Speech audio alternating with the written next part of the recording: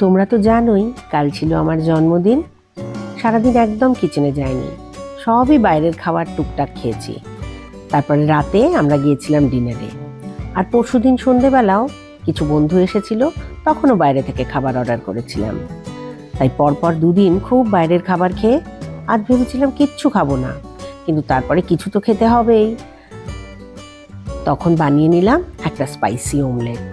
একটু পেঁয়াজটা ভাজা করে তার মধ্যে টমেটো দিয়ে দিলাম, আর দিলাম কিছু বেসিক মশলা। আমার কাছে একটু পালং শাক পেস্ট করে রাখা ছিল, সেটাও 2 চামচ দিয়ে দিলাম। তার উপরে ওপর দিয়ে দিলাম 4টে ডিম ফাটিয়ে। ডিমগুলো ওপর দিয়ে একটু স্প্যাচুলা দিয়ে ফাটিয়ে দিলাম। এটা অনেকটা অমলেট পোচ যা বলা যায়। একটু স্পাইসি মতো বানিয়ে নিলাম। সঙ্গে আমার কালকের কিছু লেফট ওভার রুটি ছিল, সেটা নিয়ে নিলাম। আর বানালাম দুজনের জন্য 2 কাপ চা। বাস, আমাদের ব্রাঞ্চ রেডি। এই দিয়েই আজকে সকালটা কাটাবো, বিকেলেরটা বিকেলে দেখা যাবে। তোমরা ভালো থেকো, সুস্থ থেকো। আজ তবে চলি, টাটা।